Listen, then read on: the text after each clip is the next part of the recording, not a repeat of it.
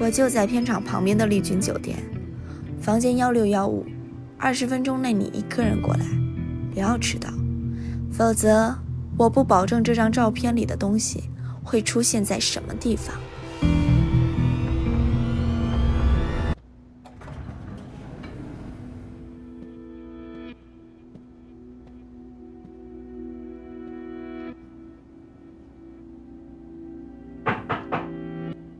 进来吧，门没锁。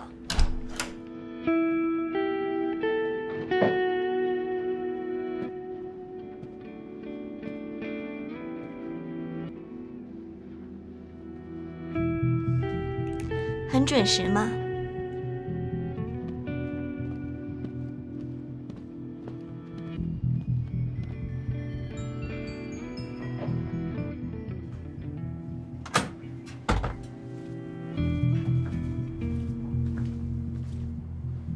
坐。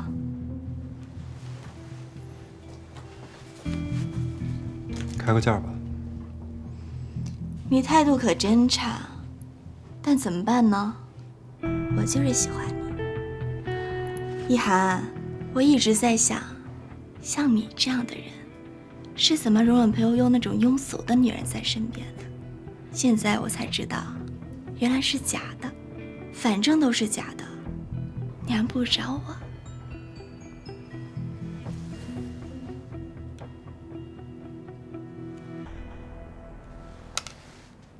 你也配？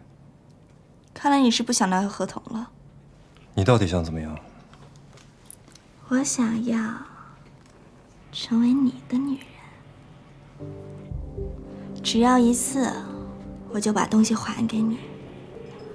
我保证，没有任何人会知道。我凭什么相信你？你只能相信我，没有别的选择。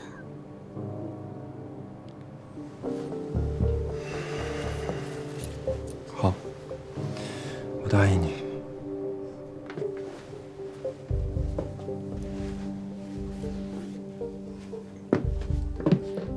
喝了它，我就把东西给你看。不必了吧？像你这么漂亮的姑娘，我用不着喝这种东西。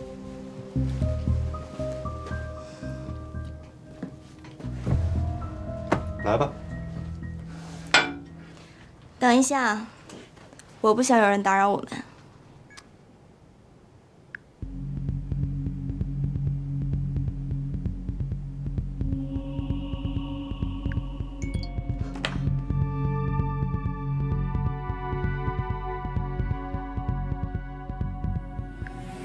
悠悠，我这里有个客人非要做水晶延长假，你快点来揪场。丽君酒店1615，等你。好吧，我一会儿就到。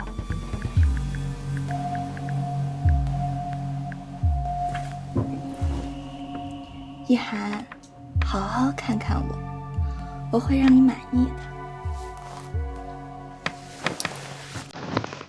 你就不能温柔点？一涵，你要干什么？你要是没让我好好看看你也就算了，我好好看你了以后，发现一眼也看不下去，只觉得恶心，恶心！你永远都别想拿到合同！我要曝光你和裴悠悠，你们一起去死吧！想怎么做是你的自由。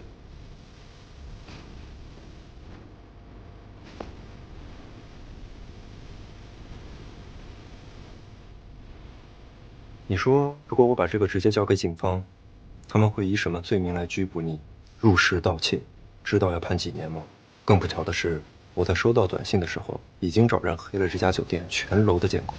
他们现在应该正在抢修，最少也要20分钟。没人知道我过来，也没有人知道我们要见面。我之所以来，是想给你一个机会。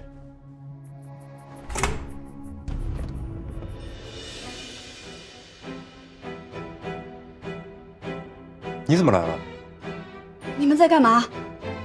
悠悠，我在给客人做指甲，不知道一涵怎么就出现了，还要非礼我。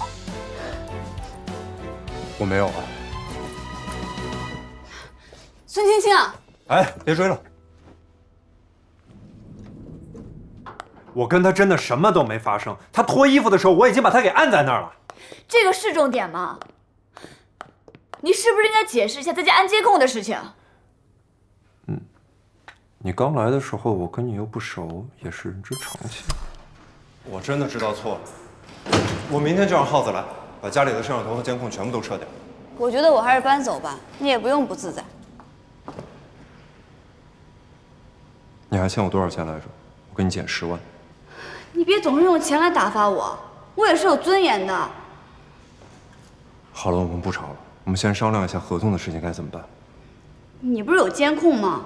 你直接交给警察呀。不行，交给警察，同时就坐实了这份合同的真实性，这和我们公开契约恋爱没什么区别。那怎么办啊？我们结婚吧。你开什么玩笑呀？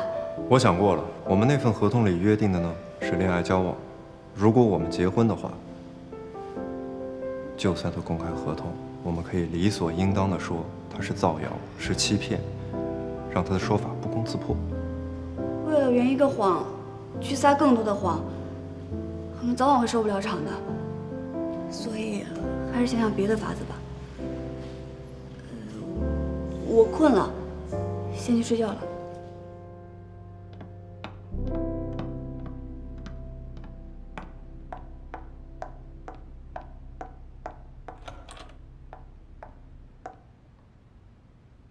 撒谎？撒谎怎么了？撒谎当然不对了。我给你个喇叭，你再叫大点声啊！啊，当然，有时候善意的谎言是有必要的。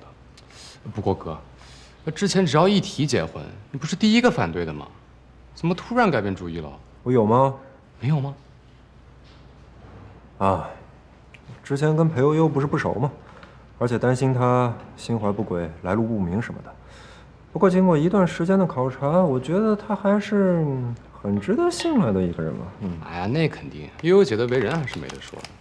不过哥，我还是忍不住提一个不成熟的小建议。不成熟的话，就等成熟了再说。哦，算了，说来听听。哎，我在想，你不是一直喜欢看迪姐吗？谁跟你说的？这就都知道。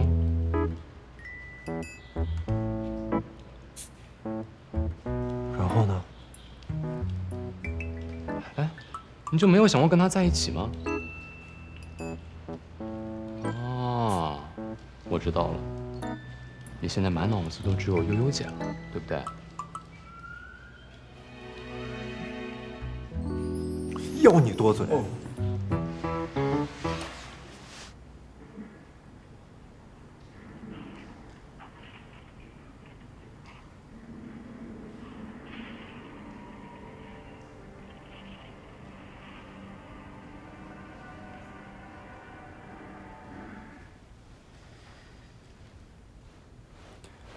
哎，你一遍一遍刷什么呢？今天有购物节打折吗？没有，我是看孙青青有没有把合同发出来。我这2天吧，一起床就刷微博看新闻，可就是奇怪了，一点动静都没有。没动静不是挺好的吗？你还巴不得有点动静啊？哎呀，我这不是担心吗？心里跟装个定时炸弹一样。不是，你都不着急的吗？我着急啊，所以我想赶快把这个定时炸弹给解决了。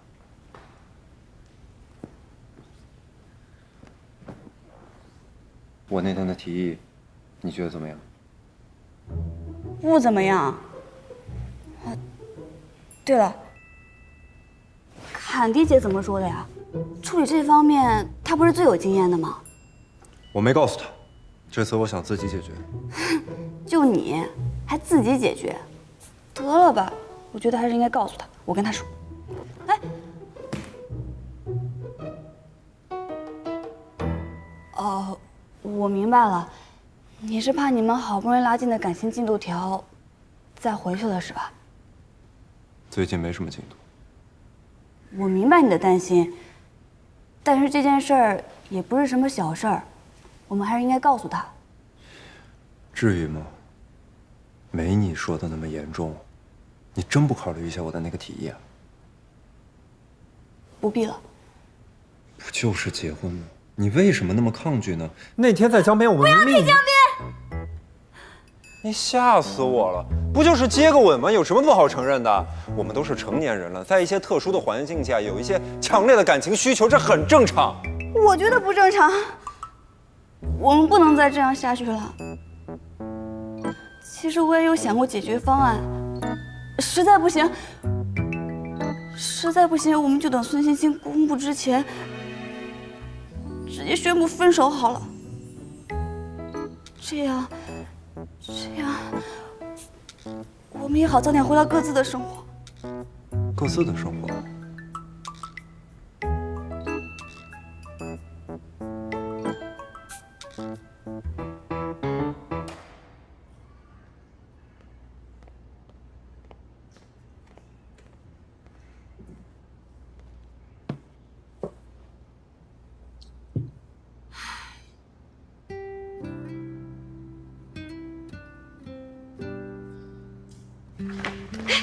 悠悠，你看这衣服好不好看？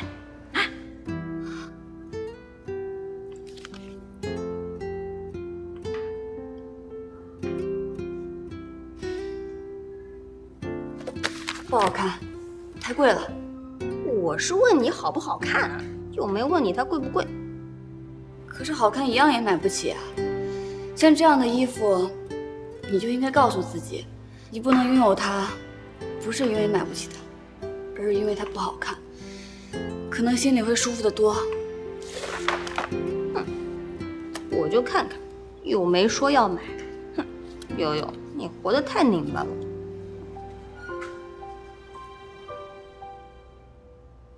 也不是很拧巴吧？你们根本就是两个世界的人，他根本不可能喜欢你，干嘛要让自己活在不切实际的幻想里呢？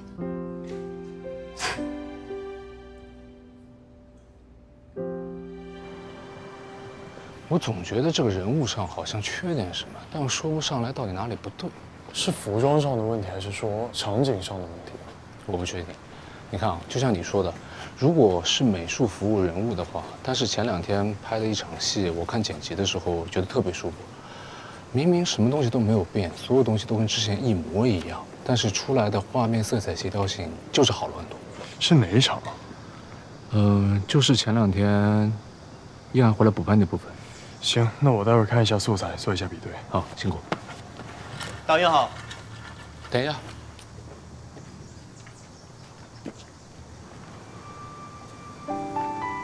这个是服装组准备的？不是，这是一涵老师的私人物品，他特地叮嘱说这个东西用完之后还要还给他。好像就是这个。再利用一下。哎，好。坐。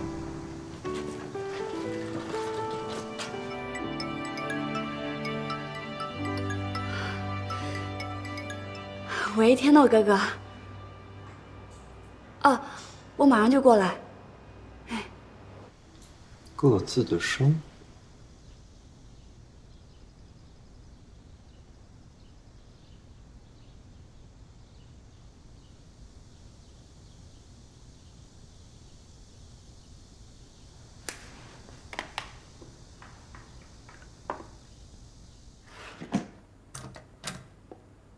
来了，快坐。突然叫我过来，什么事儿啊？你这么紧张干嘛呀？我只想找你帮我抢忙而已。啊？你做的？嗯。我之前呢一直觉得美术上好像缺点什么东西，看到这个胸针我才知道，是绿色。整体色彩搭配上面缺少了绿色，所以呈现出来的画面效果都会偏灰偏红。你怎么会想到用这个？这是塞尚啊。塞尚？哦，我看了剧本，沈碧喜欢塞尚。你可别蒙我。我记得剧本里面确实有提到过他喜欢一个画家，但并没有说是塞尚。有的，我记得有一场戏说的是他们去出游爬山，然后沈并提及这里很像他最喜欢的画家笔下的世界。后来我就前后看了一下，大概就是圣维克多山。不是塞尚是谁啊？你这么一说，好像还真的是。没想到你比我研究的还清楚。你呢，的确很有审美的天赋，一看就能看出问题来。所以我现在找你来呢，希望你可以帮我看一看我们这些主创的身上还有没有可以锦上添花的地方。当然了，不会免费。哎呀，能帮你最好了，还提什么钱呀？提钱就太见外了。谁说不收钱的？肯定得收钱啊！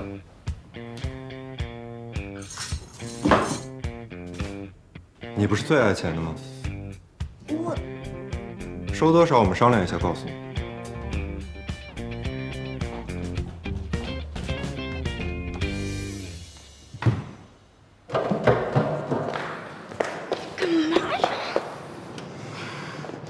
这就是你说要回归各自的生活，难怪要跟我公开宣布分手，就是为了林天诺。你能不能不要胡搅蛮缠啊？天努哥哥只是让我帮一点小忙而已。那你为什么不收他钱？在家你给我倒个水，你都要收我钱，到他这儿提钱就太见外了。你是不是喜欢他？我跟他认识几年了，跟你才认识几天，能比吗？你的意思是他比我重要？对，而且重要的不是一点半点，他比你重要多了。我知道了。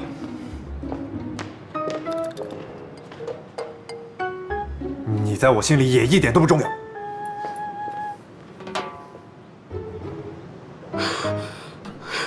神经病！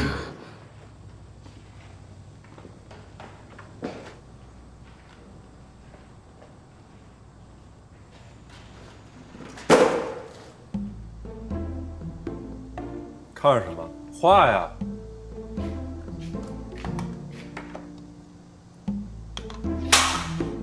你行不行？你要行就画，不行就换个能行的人来画。我去换一个粉底。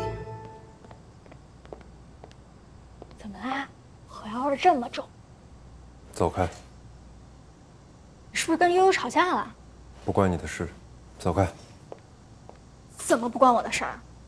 你可是我男朋友的姐姐的男朋友，我们是相亲相爱的一家人。有什么事儿，告诉姐，帮你解决。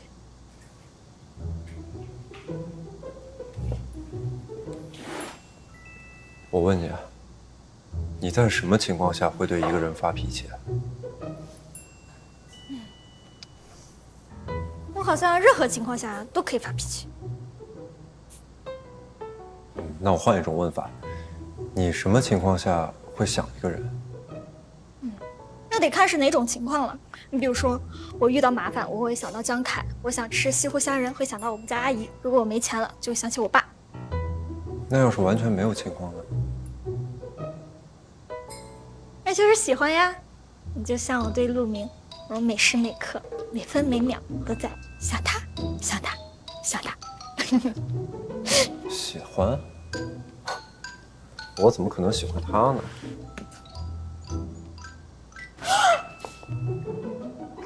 你喜欢别人啊？你自骗悠悠！你渣男，出轨！什么？不行，我要打给我姐姐。哎，等一下，悠悠现在还被蒙在鼓里，你一个电话过去，他俩就真完了。你有没有听过一句话，叫做“宁拆十座庙，不破一桩婚”？我不管，我不能让那个人渣继续骗我姐。别着急，其实据我观察，叶寒对那个人的感情还属于萌芽阶段，很不牢靠，所以只要我们进行合理的引导，还是有胜算的。怎么引导？你有没有看过一部剧？那部剧里有一集，男主角在2个女生之间徘徊不定，他非常难做抉择。后来他的朋友就告诉他，你把2个女生的优缺点都列出来，这样子该选谁就一目了然了。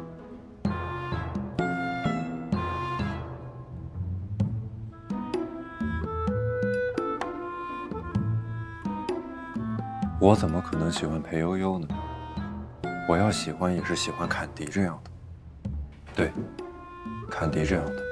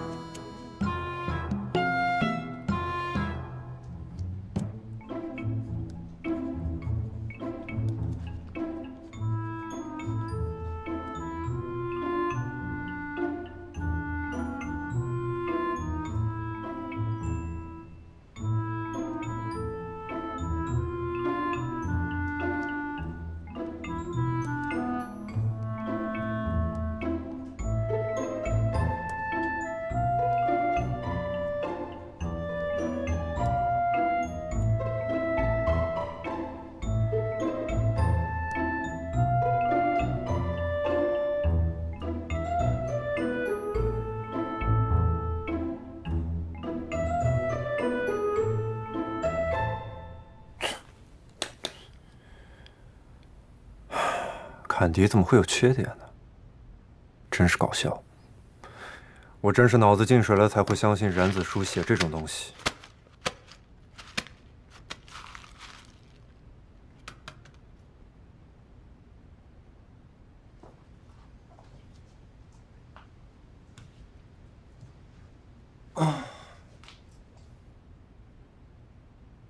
我一点都不喜欢裴悠悠，我喜欢的人是坎迪。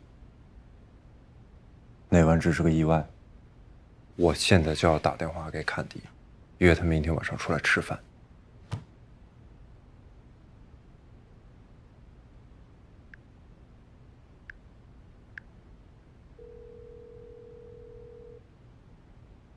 喂，你在哪？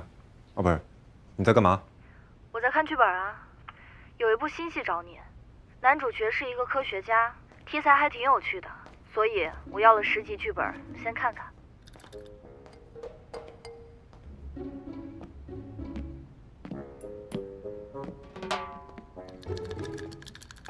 走来走去干嘛呢？一涵，哎，在，我在。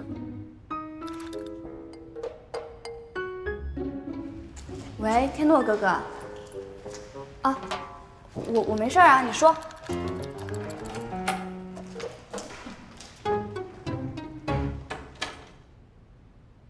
又是林天诺。一涵，一涵，啊，怎么了？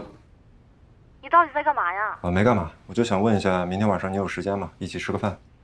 好啊。那就这么说定了。明天晚上老地方，我先不跟你说了，我要上厕所。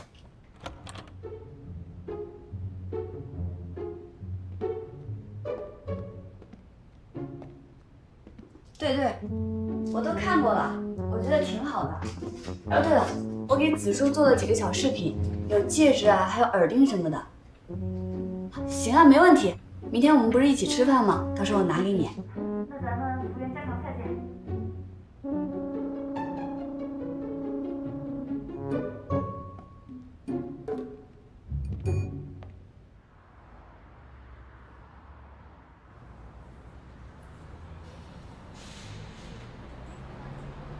裴悠悠他们人呢？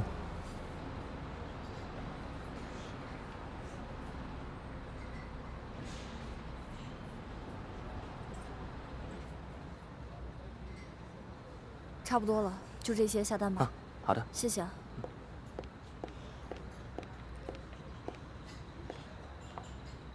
怎么突然想着换餐厅啊？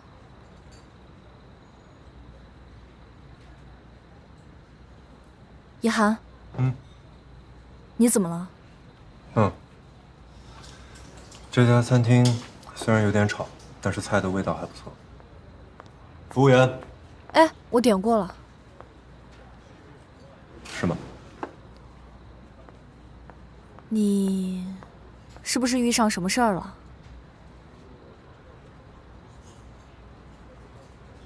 孙青青拿到了我和裴悠悠的合同，她知道了我们两个的事情，还试图威胁我。什么时候的事儿？3、5天前吧。那你怎么现在才告诉我？我不想像个没断奶的孩子一样，一有事就找你。我是个男人，可以自己解决问题。所以，现在解决了吗？还没有。那你打算怎么解决？我想在事情曝光以前，先和裴悠悠结婚，这样如果有流言传出，也会不攻自破。那关键悠悠答应吗？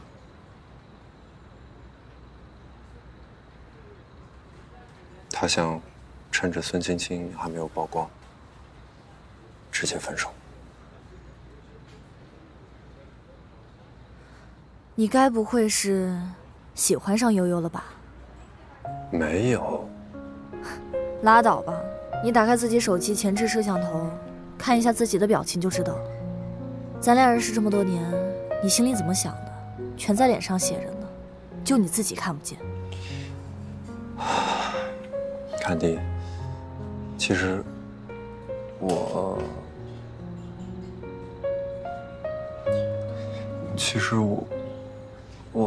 说出来啊，说你爱他，根本就没有裴悠悠什么事。你只爱他。我知道你想干嘛，别为难自己。心里装着一个人的时候，是没有办法对别人表白的。行了，这个饭我先不吃了。总之呢，分手跟结婚都不靠谱，这件事情你们两个就别管了，我来处理。至于你个人心意的事情，我帮不了你，这得靠你自己。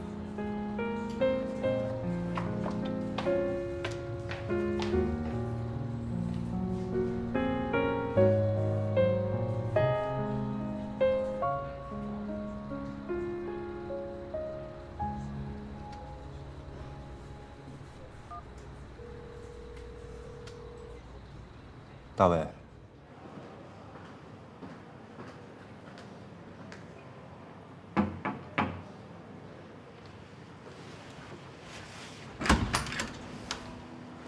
你怎么找到这儿来了？我这几天一直在找你。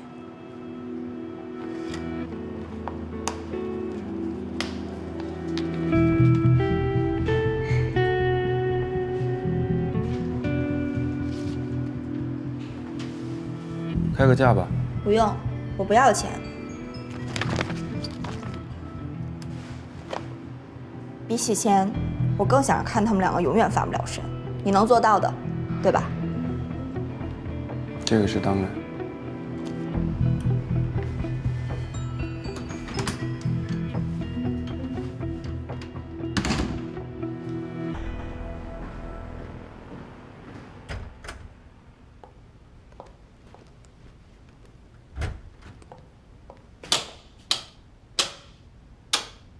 你去哪儿了？你神经病啊！大半夜坐在这儿不开灯，你想吓唬谁呢？你也知道现在大半夜了。哦，我这不是给剧组做了一些小饰品吗？没收钱，天诺哥哥就说请我吃顿饭。这件事你不是知道的吗？那为什么临时换餐厅？你怎么知道呀？因为我在那儿等了你1个晚上。啊？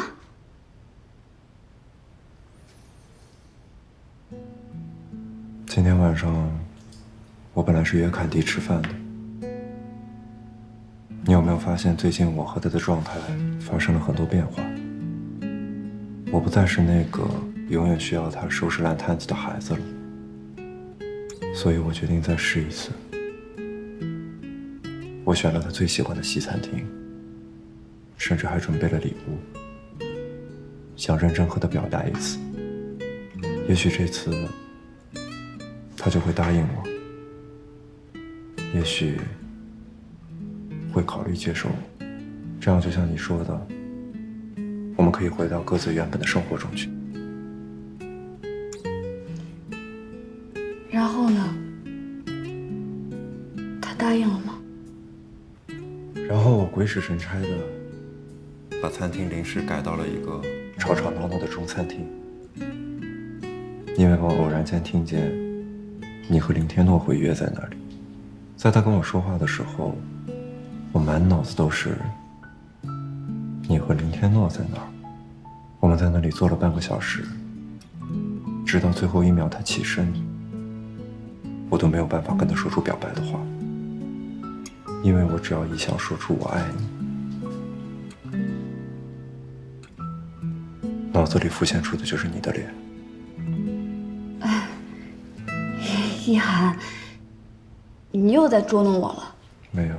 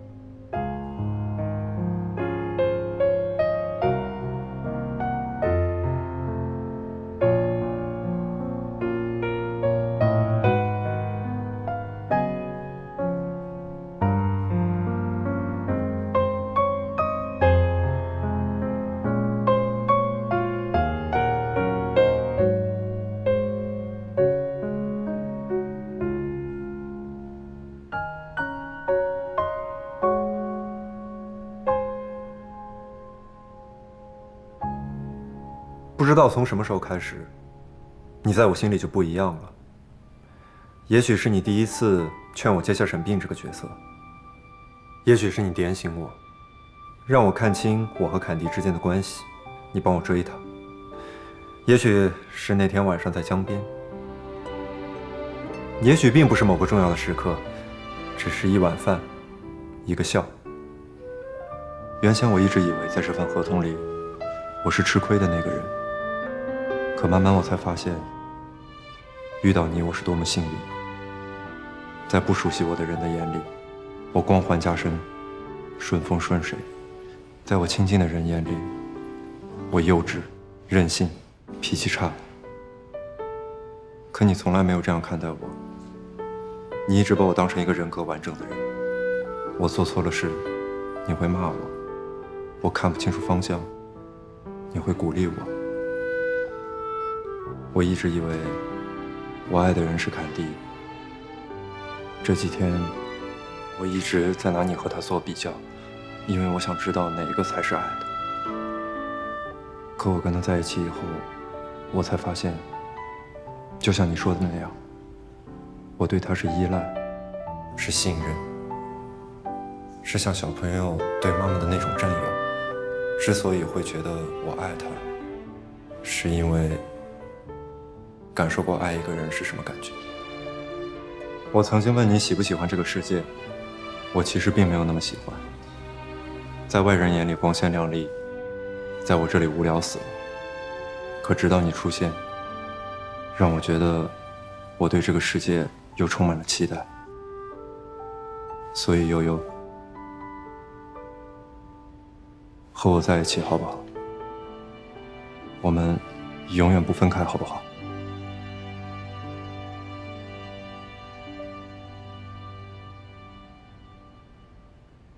好。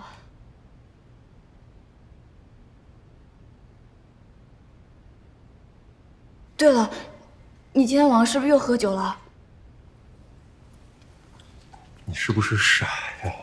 我在和你表白呢，你能不能认真一点？我知道你在跟我表白，但这件事太突然了。你为什么会跟我表白啊？这不都写着吗？你认不认字啊？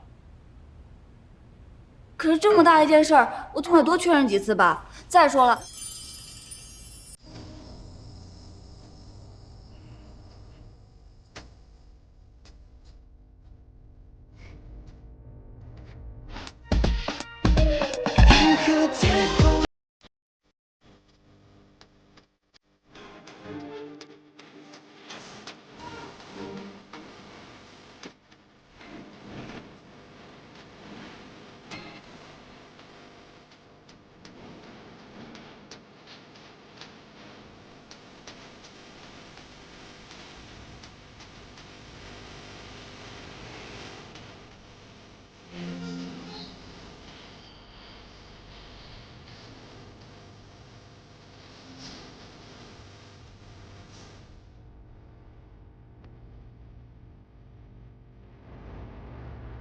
我到处都找遍了，哪儿都找不到他。这孙青青到底去哪里了？解铃还需系铃人，必须找到他。密切关注媒体动态，有任何风吹草动，马上通知我。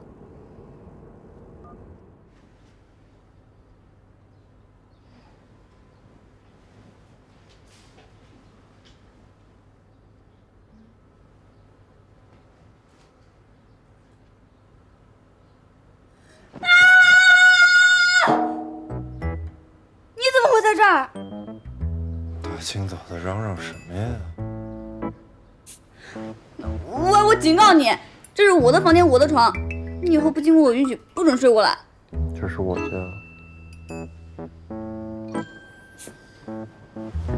还有，你也是我的。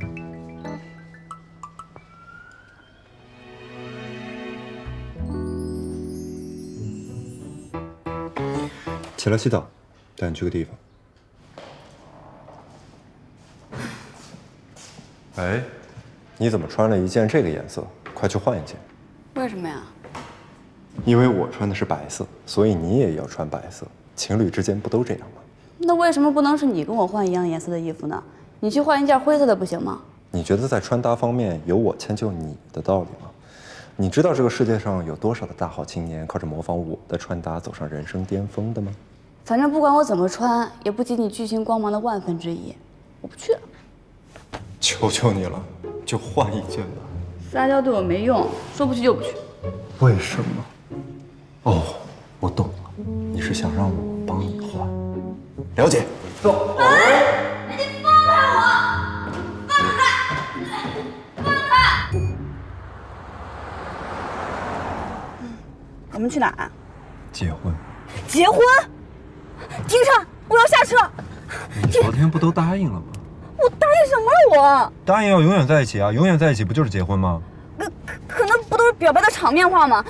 再说了，这是不是太快了一点啊？是你担心孙欣欣这个炸弹随时会爆炸，而且你又不愿意用一个谎言去掩盖另外一个谎言。现在好了，既然我们两个真心相爱，那结婚就是顺理成章的事情，还能顺便解决问题，不是很好吗？话是这么说没错了，但是你出门前你得告诉我一下呀。结婚又不是人去了就可以，还要带户口本，你肯定没带吧？放心，我拿了。你的我也拿了，没跟你说，在你睡觉的时候床头柜拿的，没关系吧？你拿都拿了，你还问我有没有关系？我现在说有关系，怎么办？那我当然得认错啊！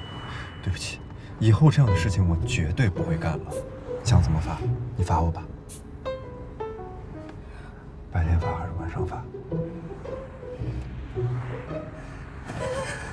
哎呦！看你那个表情，又在想什么肮脏的事情了。哎呀，又在觊觎我，真可怕！啊，给你。我觊觎你？你给我停车！停车是不可能了，民政局马上就要下班了，都是因为你磨磨唧唧的，所以要加快速度。头发了，麻烦你摘一下墨镜。那个，我们能不能进去拍照的时候再摘啊？他眼睛怕光。你是怕别人认出来你是一涵吧？哎，是一涵。有什么好看的？你在旁边看了文琪吗？我不是。什么你不是？你这户口本都给我了，你要不是，我这章可盖不了。在你这儿是。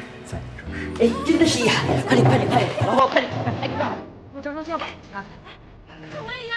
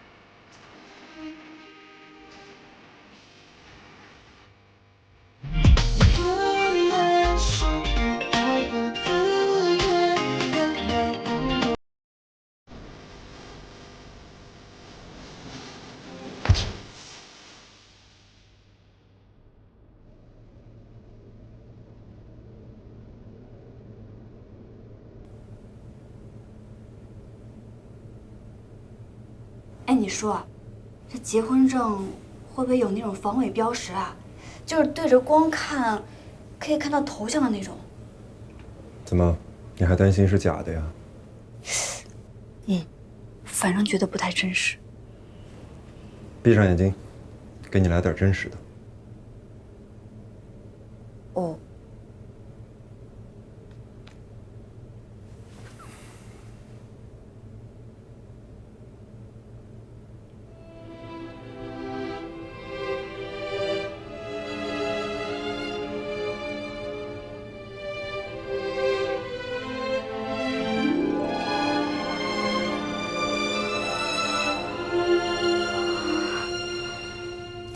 这是我特地找詹妮佛定做的，就是设计山海那个珠宝设计师。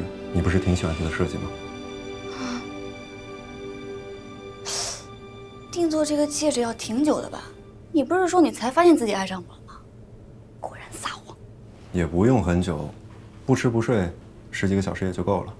我跟那个设计师说了，我老婆特别好打发，只要钻石够大就可以，因为她特别爱钱，其他设计简单一点就可以了。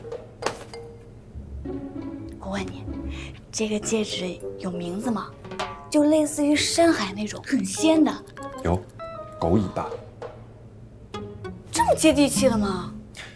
我设计的珠宝当然要我来取名字。有一次我看北川理惠的3行情书，里面有一首特别有共鸣。哪一首？如果人类有尾巴的话，说起来有点不好意思，但只要跟你在一起，一定会止不住的摇起来，还挺可爱的，是吧？嗯。不过他们说的也是人类的尾巴，跟狗有什么关系啊？对哦。那把狗去掉。倒是挺有创意的，但就是觉得有点奇怪，别人的项链叫山海，我的戒指叫尾巴。哦，你不会在吃坎迪的醋吧？我跟你说啊，那些情话写的特别好听的，基本都是爱而不得的。山海俱可平，前提是所爱隔山海。像我们这种两情相悦，中间没什么阻隔的，不用想那么多，啊，只想着摇尾巴就可以了。所以务实一点。那种名字取得特别好听的，一般都不太吉利。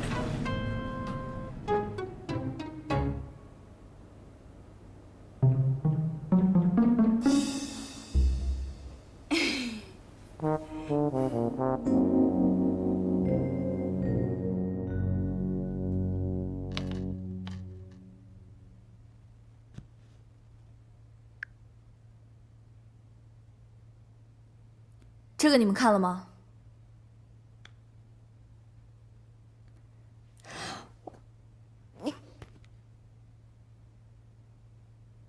你们两个跑民政局干嘛去了？结婚啊，不是跟你说过了吗？我不是说这件事情交给我来管，让你们两个别插手吗？可我的根本目的也不是为了解决问题啊，我是真心想结婚，顺便解决问题。结婚可以啊，但是不是应该跟我提前说一声？这不是小事儿。好。第一，合同被偷了，结婚是我能想到的最好的解决方案。第二，我有私心。我确实想结婚，我爱裴悠悠，我想和她在一起，所以我不想掺杂别的东西。如果提前告诉你，你别跟我说你不会写个几10页的计划书。那也是为了让这件事情最大限度体现它的价值，有错吗？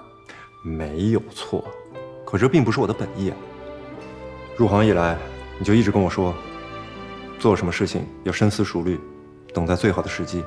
可这件事情，我不想等，我只想在最想做的时候做。不是最合适的时候做。我理解你的想法，但是你有没有想过，一旦孙青青曝光了这个合同，人家大可以说你们连结婚都是假的，这个事情整个就是一个狼来了。因为你之前已经撒过一次谎，所以广告商们很敏感，公众也会很敏感，到时候就会有无尽的烂摊子要收拾，根本就没有你想的那么简单。有这么严重吗？难道我们就不能说那个合同是假的吗？我们当然可以说合同是假的。我们还可以发律师函，发声明告他诽谤，但是只要人家咬死要追究到最后，不用别的，只要找个权威机构做笔迹鉴定，到时候吃亏的还是我们。这个事情闹得越大，我们损失就越大。那怎么办呀？还是要把合同拿回来。我再说一遍，这件事情交给我来处理。在此之前，你们两个都消停点，别再给我节外生枝了。哦，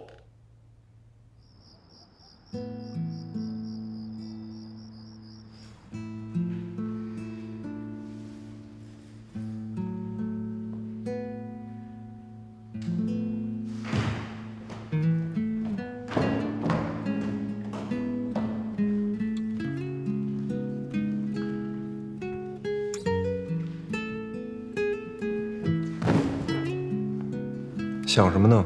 这么入神，我来了都不知道。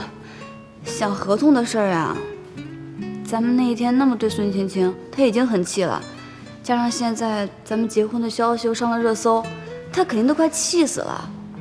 我有一种很不祥的预感。有什么好想的呀？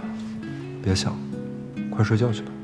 可是现在说不定人家都已经开始行动了，我现在只要一睁开眼，脑海中全是那些娱记们加班加点赶稿的画面，我真的不敢睡，我怕一觉醒来，整个世界都变了。有那么可怕吗？你一点都不担心的吗？我也不是第一次被爆料了，如果每次都这样的话，我早就疯了。不过这次还是有一点担心的，因为你也是当事人，这件事情爆出来以后，肯定会对你造成很大的伤害。这也是为什么我当时愿意和孙青青周旋的原因，否则我才懒得理他。你果然早就爱上我了。不过没事儿，别担心，我很强悍的。那是，也不看看是谁的老婆。哎，那个，我一会儿有件事想跟你商量商量。正好，我也有件事想和你商量。反正晚上大家都睡不着，不如做点两口子该做的事情。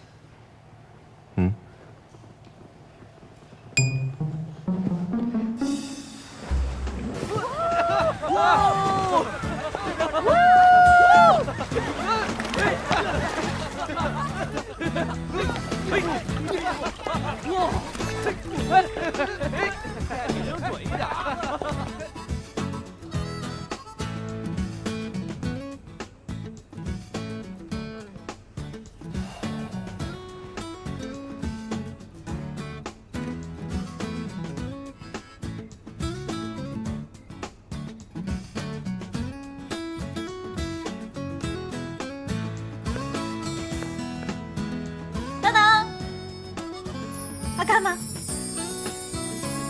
好看，是吧？不过会不会有点太隆重了呀？这还隆重？你看他们穿的多夸张啊！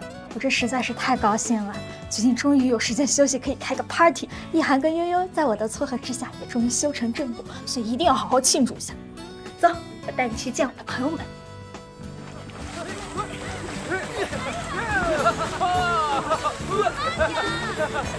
大家安静一下，给你们介绍，这是我的男朋友陆明。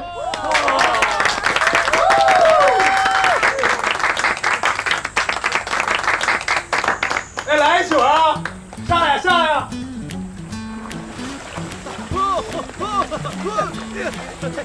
陆明你好，我是周欣彤，你可以叫我周周，我是他最要好的朋友。周周，想死你了！老实交代，你这是去拍戏了，还是去谈恋爱的？顺便，帅。不过你这部戏什么时候拍完？我下个月6号过生日，你是不是来不了了呀？下个月6号。陆明，下个月6号我要拍戏吗？有印象，现在排的拍摄日程好像是外景。那可能没办法。不过你放心，人不到，你肯定到。你想要什么？人家不要礼物，我只想让你陪我过生日嘛。那这样的话，我就真的什么都不送了哦。香奈儿最近出来的新包，你有看了吗？限量款，好喜欢啊！行了，知道了。下个月6号，礼物肯定送到。就知道你最好了。爱死你了！石头剪刀布。你赢了，你先说，真心话还是坦白局？我只是觉得，与其想那些有的没的，不如把注意力放到自己身上。我们结婚也挺突然的，既然决定要一起走下去，是不是有必要对彼此有一个进一步的了解？你说的有道理。那你想了解我什么呀？这样，我们先各自说一下，觉得婚姻里面最重要的东西是什么？我数1、2、3，我们一起说，看能不能达成共识。其实，我对我们的默契还是很有信心的。来，1、2、3，前任数量。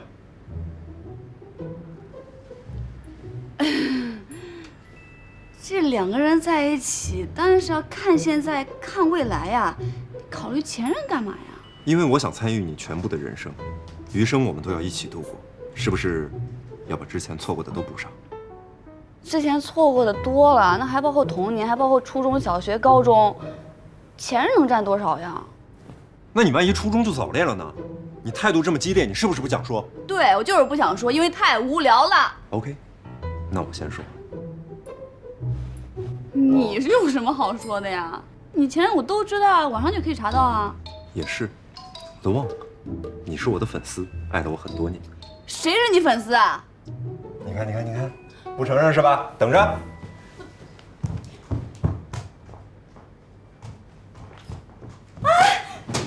干嘛都要翻我东西？我找户口本的时候看到的，整整一箱都是我的周边，你还说你不喜欢我？那都是读书的时候不懂事儿。你可以看一下这日期，之后再也没有买过了。为什么不买了呢？因为没兴趣，不喜欢了。我看你是因为没钱吧？我就是不喜欢了。为什么不喜欢？因为你刚出道的时候很好呀，又乖又听话又谦虚，而且出的歌也都很用心，不像后来。后来怎么了？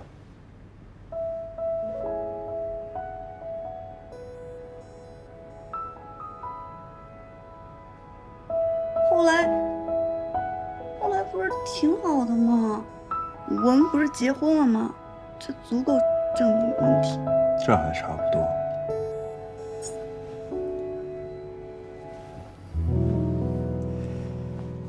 好了，你到底有多少男朋友？我没谈过男朋友啊。你当时帮我追凯迪的时候不是这么说的，你说你很有经验。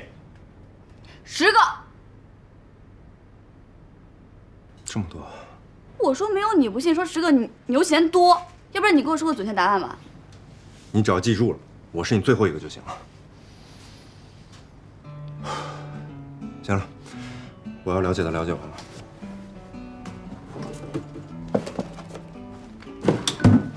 这里面呢有我常用的银行账户，工作室的账户呢一直是坎迪在帮我管。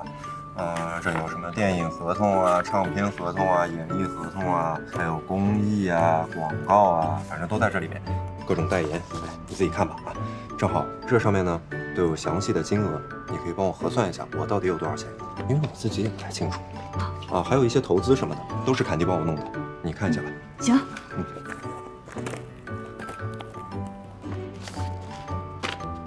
这么多啊！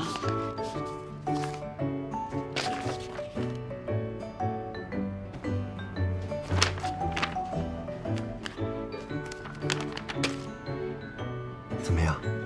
是不是觉得你老公很有钱，赚到了？嗯。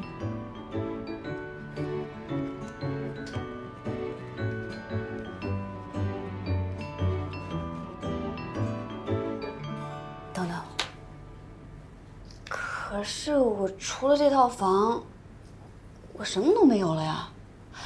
不对，我连这套房都是跟你借钱买的。哎呀，什么借不借的？我们现在都结婚了，这个呢叫夫妻共同财产。怎么了？你别提那句话。共同财产？前面那句。夫妻？为什么不能说啊？我们本来就是夫妻啊。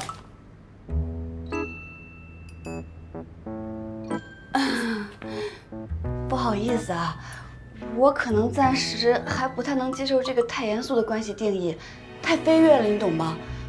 我还需要点时间慢慢适应适应。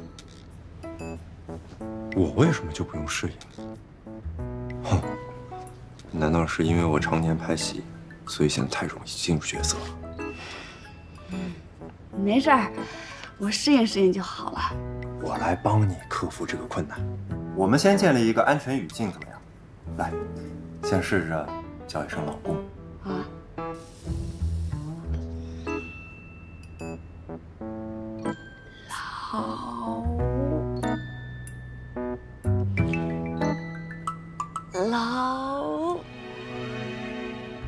不行不行，我实在叫不出来，我们还是数钱吧。刚数到哪儿了？行了行了行了，就是你欠我的钱都不用还了。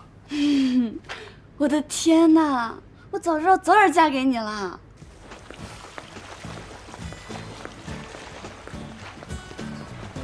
怎么啦？不习惯这种场合？没有啊。你要是不喜欢，我让他们现在就走。不用不用，真的不用。那你怎么了？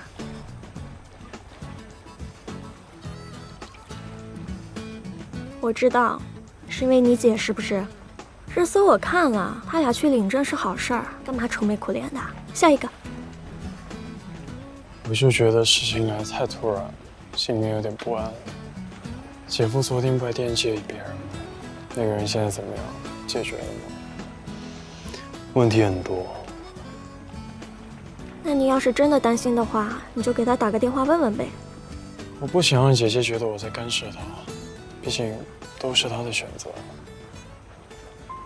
我知道你从小在国外接受的教育呢，都是要尊重他人，但是在国内呢，家人之间互相关心也是传统和美德，所以不会有人怪你的。那我打了。去吧。哎，看在我这么善解人意的份上，加10分好不好？加5分吧。那再加一个亲亲。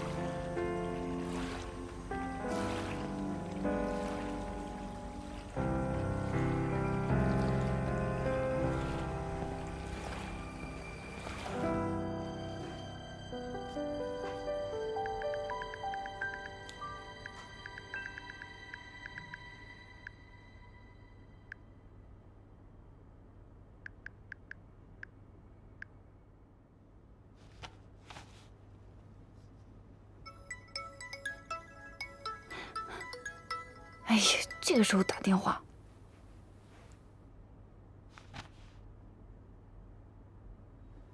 哎，完了完了，我算到哪儿了？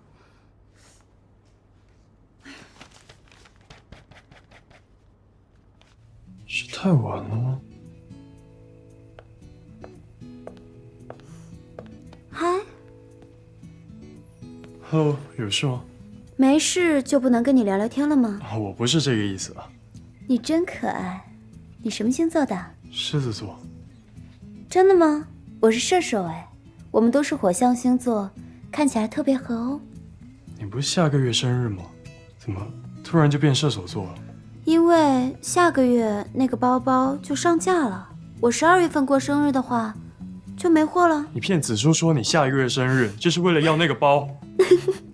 这也不算骗嘛，何必讲那么难听？我只不过提前收礼罢了。他把你当成那么好的朋友，你怎么可以这样对他呢？如果他真的把我当他的好朋友的话，就该记得我的生日，不是吗？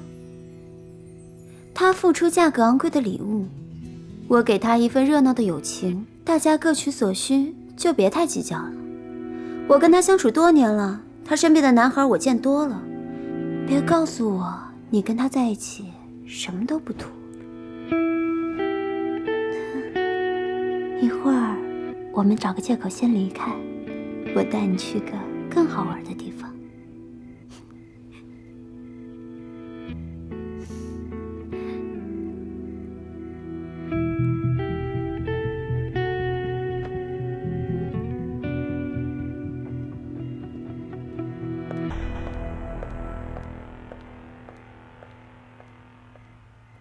来喽！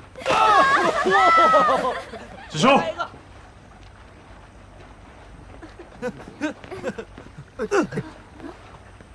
我有点不舒服。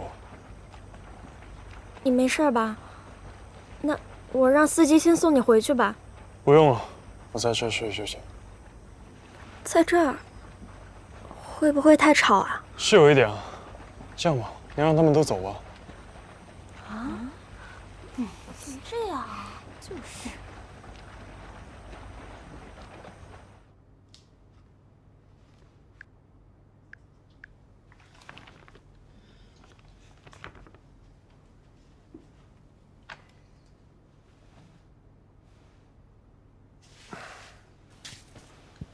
都几点了？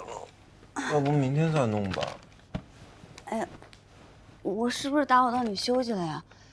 要不然我回去算。我看你不是怕吵到我休息，是早就想溜了吧？不是说好了吗？给我一点时间。没关系，就在这算吧，我陪你。反正我这次演个配角戏也很少，明天又是下午才开工。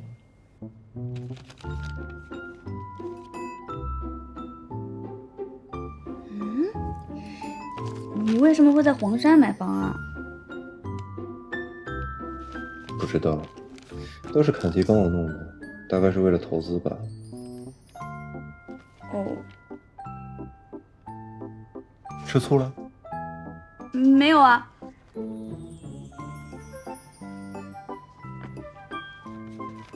不过，我就是奇怪了，为什么你喜欢了坎迪姐这么多年，说不喜欢就不喜欢了？那你希望我怎么回答你啊？难道要我说，并没有说不喜欢就不喜欢，而是心里一直给他留一个位置？你敢？我知道了，裴悠悠，你是不是不自信啊？谁说我不自信了？我是对你不自信，怕你整天朝三暮四的。别看现在这么喜欢我，说不定哪天说不喜欢就不喜欢了。坎迪姐是我的前车之鉴，我必须得好好想想。你和他不一样。那，你爱了他10年，你打算爱我多久呀？一辈子。口说无凭。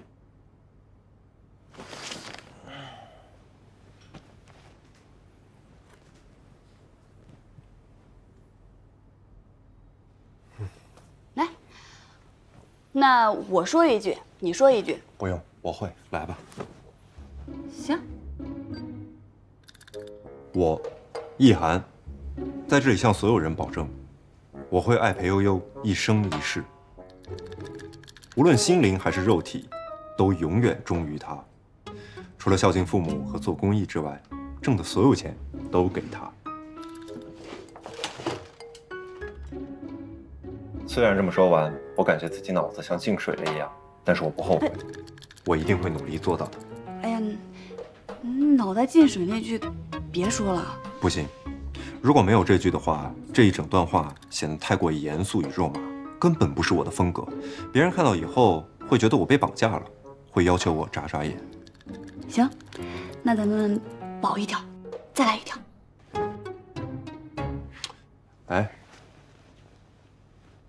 裴悠悠，你太可怕了！你什么时候学会保一条了？林天诺教你的？我刚忘了问你了，林天诺是你10个男朋友里的其中一个吗？是吗？是不是？不是。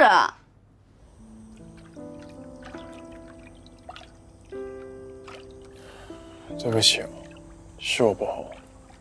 他们再怎么说也是你的朋友，我不应该这样发脾气，搞得场面那么尴尬。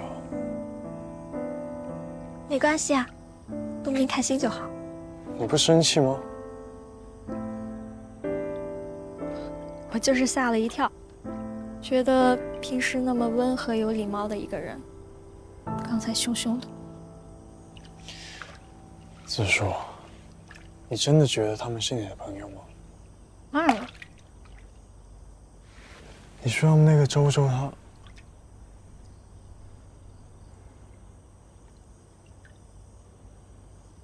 我知道你要说什么。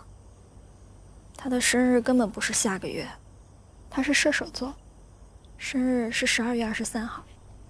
你知道的。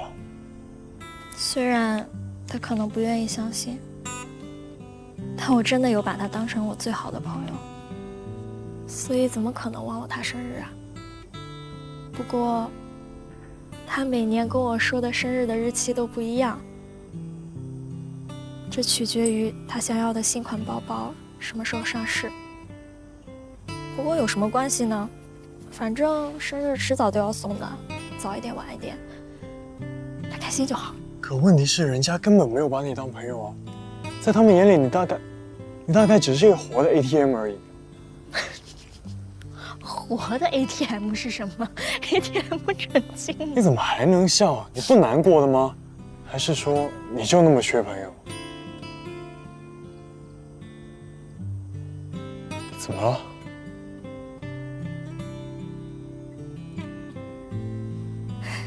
就是觉得被你看穿我的虚荣，有点狼狈，也觉得你有点担心我，忍不住有点开心。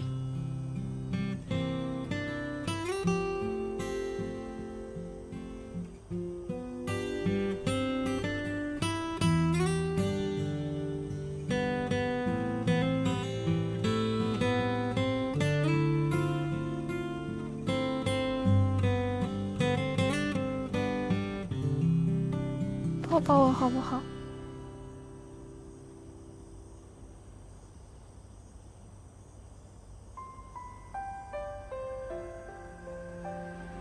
你以前的男朋友都这样对你的吗？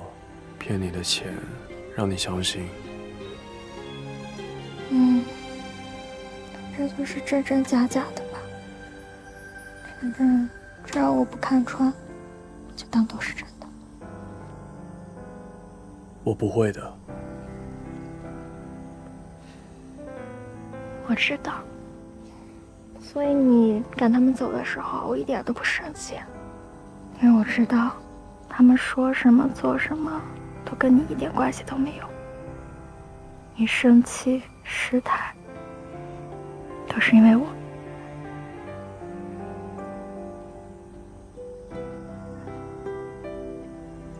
加10分好不好？加10分？为什么？因为我很惨呀，我没有朋友，我就只有你。好吧，